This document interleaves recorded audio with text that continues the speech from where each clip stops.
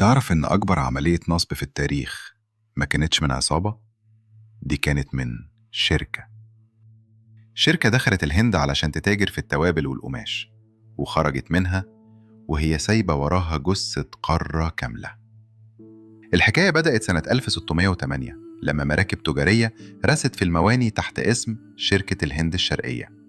رسموا دور التجار الغلابة وقالوا إحنا بتوع بيزنس وبس، لا في غزو ولا طلقة رصاص واحدة. لكن الشركة دي اكتشفت إن الهند غنية جدا بس متقسمة.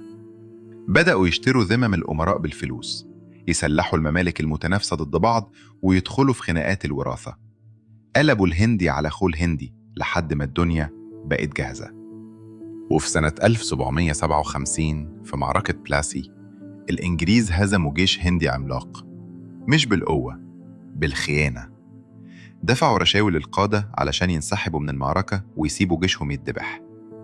تخيل، شركة تجارية بقت بتحكم الملايين، والمصيبة إنها حكمت الهند بعساكر هنود بيقبضوا ملاليم علشان يقتلوا ولاد بلدهم.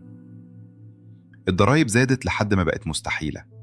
الفلاحين اتجبروا يزرعوا محاصيل لبريطانيا بدل ما يزرعوا أكلهم اللي بيعيشوا عليه. ولما المجاعات بدأت تنهش في الناس، الإنجليز رفضوا يقدموا أي مساعدة، وعشرات الملايين ماتوا من الجوع تحت حكم الشركة. وفي سنة 1857 الانفجار حصل، ثورة السيباي. الإنجليز قضوا على الثورة بقوة غاشمة، والسلطة اتنقلت رسمياً من الشركة للتاج البريطاني في سنة 1858. لكن بعد الحربين العالميتين بريطانيا ضعفت، وفي 1947 قرروا يهربوا بسرعة. رسموا حدود التقسيم في استعجال قاتل، والنتيجة كانت تشريد الملايين، وأكتر من 1,000,000 إنسان ماتوا في شوارع الهند. دخلوا تجار، حكموا أباطرة، وسابوا وراهم أرض جرحها وتاريخها اتغيروا للأبد. تفتكر في شركات النهاردة في عالمنا بتلعب نفس اللعبة اللي بدأتها شركة الهند الشرقية؟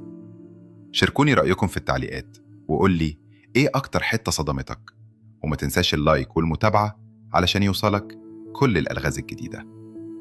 سلام يا صاحبي.